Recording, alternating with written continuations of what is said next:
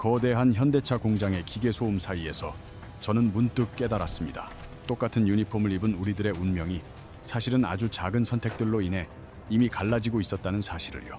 20년이라는 긴 세월을 같은 공장에서 함께 버텨온 동료들이지만 회사가 던진 교육이라는 낯선 선택지 앞에서 누군가는 새로운 길을 보았고 누군가는 익숙한 어제의 방식을 고집했습니다.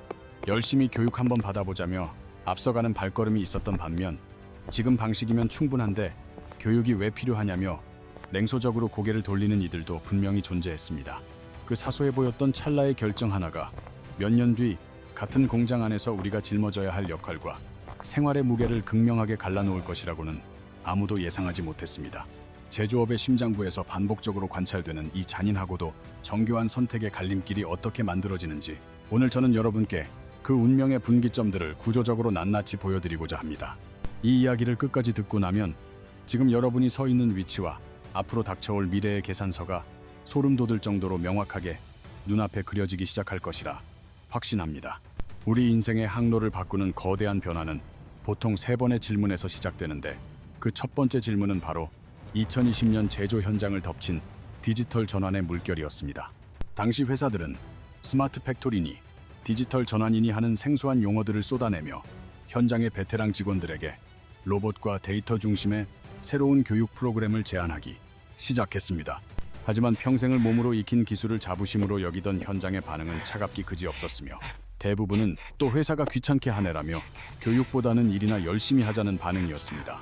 실제로 당시 교육 참여율은 30%에도 미치지 못했으며 70%가 넘는 대다수의 직원이 변화의 기회를 단호하게 거부했는데 여기에는 그들만의 지극히 합리적인 이유가 있었습니다. 첫째로 현장 노동자들은 하루 8시간의 고된 노동과 야근으로 이미 몸이 녹초가 된 상태였기에 퇴근 후 귀한 2시간을 교육에 쏟는 것이 불가능에 가까웠습니다. 둘째로 지난 20년간 해온 자신만의 숙련된 방식대로만 해도 공정에는 아무런 문제가 없었기에 굳이 로봇이라는 새로운 존재의 필요성을 전혀 느끼지 못했던 것입니다. 셋째 이유는 회사에 대한 불신이었는데 교육을 받는다고 해서 연봉이 오르거나 승진이 보장된다는 확신이 없으니 소중한 시간만 빼앗기는 것이 아닌가 하는 의심이 컸습니다. 결국 70%의 사람들은 당장의 휴식과 익숙함을 선택했고 그것은 그 시점에서 가장 당연한 선택이었으나 시간이 흐를수록 30%의 도전자들과는 처지가 급격히 달라지기 시작했습니다. 2022년 봄, 한 자동차 부품 공장의 사례를 보면 로봇 협업 교육은 3개월 동안 매주 화요일과 목요일 퇴근 후 저녁 6시부터 8시까지 진행되는 고된 일정이었습니다. 전체 직원 중 오직 30%만이 이 험난한 과정에 신청서를 던졌고 그 안에는 20년 전 같은 날 입사하여 용접 라인에서 청춘을 함께 보낸 A씨와 B씨가 있었습니다. 40대 중반의 비슷한 나이와 숙련도를 가진 두 사람이었지만 A씨는 로봇이 어떻게 작동하는지 궁금하기도 하고 언젠가 쓸모가 있겠지라는 기대로 신청 버튼을 눌렀습니다. 반면 B씨는 나는 20년간 용접만 해온 달인이고 누구에게도 지지 않는 기술을 가졌는데 로봇 따위가 내 기술을 대신할 수 없다며 자신의 현재를 굳게 믿었습니다. A씨는 미래를 대비하는 조금은 피곤한 길을 택했고 B씨는 현재의 영광을 지키는 편안한 길을 택했는데 이 갈림길이 바로 두 사람의 미래 소득을 가르는 서막이 되었습니다. 고된 일과를 마치고 교육장으로 향하는 A씨의 뒷모습과 집으로 향하는 B씨의 가벼운 발걸음 사이로 공장의 저녁 노을은 공평하지만 잔인하게 두 사람의 그림자를 비추고 있었습니다. 교육이 시작되자 A씨는 매주 화요일과 목요일 저녁마다 몰려오는 피로와 싸워야 했고 하루 종일 현장에서 일한 뒤 다시 2시간을 앉아있는 것은 고역이었습니다. 태블릿 조작법부터 로봇 프로그래밍 기초, 그리고 낯선 안전 수칙까지 학교 졸업 이후 처음 접하는 어려운 내용들에 머릿속이 하얘지기도 했습니다. 하지만 옆자리에서 똑같이 땀을 흘리며 버티는 동료들을 보며 나만 포기할 수 없다는 유대감을 느꼈고 그 응원 덕분에 끝내 3개월의 과정을 완주할 수 있었습니다. 반면 그 시간 동안 B씨는 가족들과 따뜻한 저녁 식사를 즐기고 TV를 보며 일찍 잠자리에 드는 지극히 평범하고도 달콤한 휴식의 시간을 누렸습니다. 그렇게 3년이라는 시간이 쏜살같이 흘러 2025년 가을이 찾아왔고 공장의 용접 라인에는 마침내 인간과 함께 일하는 협동 로봇이 대거 투입되었습니다. 로봇이 무거운 부품을 들어주는 대신 사람은 정밀한 용접에만 집중하는 방식으로 공정이 바뀌었지만 여기에는 태블릿 설정 능력이라는 새로운 전제 조건이 붙었습니다. 변화된 첫날 A씨는 작업대 위에 놓인 태블릿 화면을 켰고 3년 전 교육에서 보았던 익숙한 인터페이스를 마주하며 안도감 섞인 미소를 지었습니다. 그는 능숙하게 용접 위치를 입력하고 속도와 안전거리를 설정하는데 단 10분밖에 걸리지 않았으며 로봇의 도움으로 작업은 이전보다 훨씬 수월해졌습니다. 그러나 B씨는 눈앞의 태블릿 앞에서 속수무책이었고 설정을 맞추지 못해 연신 주위의 도움을 요청하며 당혹감을 감추지 못한 채 식은땀을 흘려야 했습니다. 일주일이 지나도 작업 속도를 따라가지 못하는 B씨를 위해 회사는 보충 교육을 열었지만 50대 중반에 접어든 그에게 새로운 기술은 예전처럼 쉽게 손에 익지 않았습니다. 결국 2달 뒤 로봇 공정에 적응하지 못한 B씨는 로봇이 없는 단순 조립 라인으로 재배치되었고 익숙한 수작업 방식에 안도하며 가슴을 쓸어내렸습니다. 하지만 평온함은 오래가지 않았는데 한 달 뒤 받아든 급여 명세서에서 로봇 협업 라인에만 지급되는 수십만 원의 기술 수당이 빠져 있다는 사실을 발견했기 때문입니다. 나도 20년 경력인데 왜 기술 수당이 없느냐며 거세게 항의해 보았지만 로봇 협업 능력이 있는 직원에게만 지급된다는 원칙적인 답변 앞에서 그는 할 말을 잃었습니다. 1년 뒤 A씨와 B씨의 소득 격차는 성과급 차이까지 더해져 수백만 원 단위로 벌어졌고 이는 단순한 금액의 차이를 넘어 현장에서의 존재감마저 갈라놓았습니다. 여기서 우리는 자문해 보아야 합니다. 20년간 성실히 출근하고 후배들을 가르친 B씨가 과연 잘못된 삶을 산 것인지 그의 선택이 틀린 것이었는지를 말입니다. B씨는 잘못한 것이 없으며 당장의 휴식을 선택한 것은 그 순간 가장 합리적인 판단이었지만 다만 미래를 위해 현재를 희생한 A씨와 결과가 달랐을 뿐입니다. 이제 두 번째 결정적인 질문으로 넘어가려 하는데 그것은 바로 2020년대 들어 제조 현장의 화두로 떠오른 다기능화라는 인력 운용의 변화였습니다. 회사는 한 사람이 용접, 도장, 조립 등 여러 공정을 동시에 수행할 수 있도록 교육하여 인력을 유연하게 배치하려 했지만 현장의 저항은 예상보다 완강했습니다. 나는 평생 용접만 해온 전문가인데 왜 남의 일까지 배워야 하느냐는 거부감은 베테랑들 사이에서 팽팽한 긴장감을 만들어냈고 참여율은 저조했습니다. 전자제품 공장의 20년차 베테랑이었던 도장 라인의 C씨와 조립 라인의 D씨 역시 이 거대한 다기능 교육이라는 선택의 갈림길 앞에 서게 되었습니다. C씨는 50세를 넘기며 불안감을 느꼈고 한 가지만 하는 사람보다 여러 가지를 할 수 있는 사람이 낫겠다는 판단에 6개월간의 다기능 교육을 신청했습니다. 반면 조립 20년 경력의 D씨는 자신만큼 잘하는 사람이 없다는 자부심과 함께 토요일에 교육을 받느니 쉬는 게 낫다며 제안을 단호히 거부했습니다. 교육이 시작되자 C씨는 매주 토요일 오전마다 공장으로 출근해 익숙하던 도장 작업을 내려놓고 낯선 조립 공정을 동료들에게 배우기 시작했습니다. 처음에는 20년 넘게 굳어진 손이 조립 공정의 섬세함을 따라가지 못해 어색하고 힘들었지만 C씨는 포기하지 않고 6개월간 꾸준히 기술을 익혔습니다. 그 사이 D씨는 토요일의 자유를 만끽하며 가족들과 여행을 떠나거나 취미 생활을 즐기며 일주일간 쌓인 피로를 풀고 재충전의 시간을 보냈습니다. 1년 뒤인 2023년 여름, 시장 수요 변화로 인해 공장에서 생산하던 특정 제품의 생산이 돌연 중단된다는 청천벽력 같은 소식이 현장에 전해졌습니다. D씨가 속해 있던 조립 라인이 폐쇄되면서 해당 라인 인력들을 다른 곳으로 재배치해야 하는 상황이 닥쳤고 D씨는 자신의 전문성을 발휘할 자리를 찾았습니다. 하지만 이미 다른 조립 라인에는 빈자리가 없었으며 회사는 D씨에게 조립 외에 다른 공정을 수행할 수 있는 능력이 있는지 물었습니다. 조립만 해왔던 D씨는 다른 일을 할 수 없다고 답했고 결국 빈자리가 날 때까지 대기 인력풀에 들어가 기다려야 한다는 통보를 받았습니다. 대기실에 앉아 의미 없이 시간을 보내는 동안 D씨는 기본급만 받게 되었고 현장에서 땀 흘리며 일하는 동료들을 보며 형언할 수 없는 박탈감을 느꼈습니다. 반면 도장 라인의 물량이 줄어들었던 C씨는 이미 습득한 조립 기술 덕분에 곧바로 조립 라인으로 배치되어 급여 손실 없이 업무를 이어갈 수 있었습니다. 몇 달의 대기 끝에 D씨는 겨우 조립 자리를 얻었지만 대기 기간 동안 줄어든 수입과 심리적 상처는 그 무엇으로도 보상받을 수 없는 것이었습니다. 이 지점에서 우리는 다시 질문해야 합니다. 20년간 최고의 조립 실력을 쌓아온 D씨의 전문성이 왜 순식간에 무력해졌는지 그 본질적인 이유를 말입니다. 과거에는 한 우물만 파는 전문가가 최고의 가치를 인정받았지만 이제는 변화하는 시장 상황에 맞춰 여러 공정을 넘나들 수 있는 유연함이 생존의 핵심이 되었습니다. 이것이 두 번째 질문의 결론입니다. 기존 역할 외에 다른 기능을 배웠는가? 라는 질문에 대한 대답이 누군가에겐 안정적인 지속을, 누군가에겐 불안한 대기를 가져왔습니다. 이제 가장 미묘하면서도 결정적인 세 번째 질문으로 넘어가려 하는데, 그것은 바로 노동자의 권익을 보호하는 노조 활동과 경력 관리 사이의 균형입니다. 제조 현장에서 노조는 부당한 처우에 맞서고 임금과 복지를 개선하는 필수적인 조직이며, 대부분의 직원은 정당한 권리를 위해 조합원으로 가입되어 있습니다.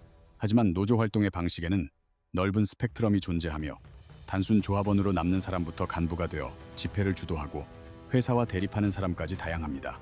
2024년 한 중공업 회사가 AI 기반 품질 관리 시스템 도입을 위한 신기술 프로젝트 팀을 꾸리면서 현장에서 10명의 정예 요원을 선발하기로 했습니다. 기술력과 의사소통 능력을 기준으로 선발된 결과가 발표되자 현장에서는 예상치 못한 논란과 함께 선발된 이들의 공통적인 특징이 도마 위에 오르기 시작했습니다. 선발된 팀원들의 면면을 살펴보니 기술력은 물론이고 평소 노조 활동에 거의 참여하지 않았던 이들이 대거 포함되었다는 현장의 날선 관찰이 이어졌습니다. 반면 오랜 경력과 뛰어난 기술력을 가졌음에도 노조 간부로 활동하며 회사와 대립각을 세웠던 이들은 이번 선발 명단에서 철저히 제외되어 큰 충격을 주었습니다. 노조 측은 즉각 이번 선발이 불공정하다며 강력히 반발했으나, 회사는 기술력과 함께 원활한 의사소통 능력을 중시했다는 원칙적인 답변을 내놓았습니다. 프로젝트의 특성상 회사와 긴밀하게 협업해야 하기에 적합도를 평가했을 뿐 노조 활동 여부는 고려하지 않았다는 회사의 설명은 법적으로는 아무런 문제가 없었습니다. 하지만 결과는 냉혹했는데, 프로젝트 팀에 합류한 이들은 1년 뒤 대거 승진하거나 사내 요직으로 이동하며 소위 엘리트 코스를 밟기 시작했다는 분석이 나왔습니다. 그와 대조적으로 선발에서 밀려났던 베테랑들은 여전히 현장에 남아 기존의 업무를 반복해야 했으며, 승진이나 보직의 변화는 전혀 일어나지 않았습니다. 이러한 현상을 목격한 2020년대 중반 이후의 젊은 직원들 사이에서는 노조 가입은 하되 활동은 최소화하는 전략적 선택이 새로운 생존 공식으로 자리 잡기 시작했습니다.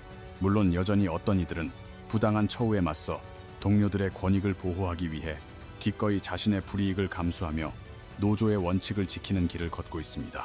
그러나 몇 년의 시간이 흐른 뒤 현장에서 관찰된 결과는 명확했는데, 한쪽은 승진과 보직 이동의 기회를 잡았고 다른 한쪽은 현장에 정체되는 결과를 맞이했습니다. 이것이 바로 세 번째 질문입니다. 변화에 대한 당신의 태도는 회사와 협력적이었는가? 라는 물음이 노동자의 삶을 보이지 않는 곳에서 갈라놓고 있었습니다. 이제 지금까지의 이야기를 정리해보자면 우리 앞에는 세 가지 운명적인 질문이 놓여 있습니다. 교육 수용 여부, 다기능 습득 여부, 그리고 협력적 태도입니다.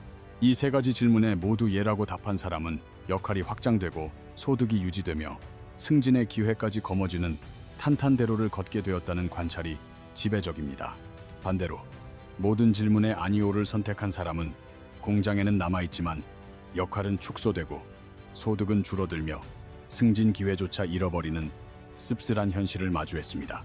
여기서 반드시 짚고 넘어가야 할 점은 이것이 결코 게으름이나 무능함의 문제가 아니며 도덕적인 잣대로 옳고 그름을 판단할 사안도 아니라는 사실입니다. 노조 활동을 택한 이는 동료의 권리를 위해 싸운 용기 있는 사람이며, 교육을 거부한 이 또한 자신의 숙련된 기술을 신뢰하며 성실하게 일해온 베테랑일 뿐입니다. 다만 비극의 씨앗은 시대가 변했다는 점에 있는데, 과거에는 한 우물만 파는 전문가가 환영받았으나 이제는 여러 우물을 아는 사람이 절실해졌기 때문입니다. 과거에는 원칙을 고수하는 것이 미덕이었을지 모르나 지금의 제조 현장에서는 유연하게 대처하는 능력이 가장 강력한 생존 전략이 되어버렸다는 분석이 나옵니다. 이러한 변화의 물결 속에서 개인이 내린 나름의 합리적인 선택들이 차곡차곡 쌓여 몇 년 뒤 각자의 처지를 하늘과 땅 차이로 갈라놓게 된 것입니다. 결국 우리가 깨달아야 할 핵심은 트레이드오프, 즉 무언가를 얻기 위해서는 반드시 다른 무언가를 포기해야만 하는 냉정한 등가 교환의 원리입니다. 이제 여러분은 스스로에게 이 질문들을 던져야 합니다. 당신은 지금 어떤 미래를 설계하고 있으며 그 대가로 무엇을 내어줄 준비가 되어 있는지 말입니다. 우리는 흔히 아무런 결정을 내리지 않는 것이 중간은 가는 것이라 생각하지만, 선택하지 않는 것조차 하나의 선택이며 가만히 머물러 있는 것은 실제로는 뒤처짐이 될 수 있다는 사실을 잊지 말아야 합니다. 현대차 공장의 라인에서 일어났던 이 극적인 갈림길은 사실 우리 사회 모든 곳에서 소리 없이 진행되고 있는 보편적인 생존 경쟁의 축소판과도 같습니다. 서비스업, IT, 금융업 등 우리가 몸담고 있는 모든 업계는 이름만 다를 뿐 디지털 전환과 다기능화라는 명목 아래 우리에게 끊임없는 변화와 적응을 요구하고 있습니다. 회사가 던지는 모든 요구를 무비판적으로 수용할 필요는 없지만 나의 시장 가치를 냉정하게 판단하여 이득이 되는 것은 받아들이고 손해인 것은 거절하는 전략적 필터링이 반드시 필요합니다. 새로운 교육 제안이 눈앞에 왔을 때 이것이 나의 장기적인 경력에 실질적인 리턴을 주는지 아니면 단순히 시간만 소모하는 일회성 기술인지를 데이터와 이성으로 계산해 보십시오.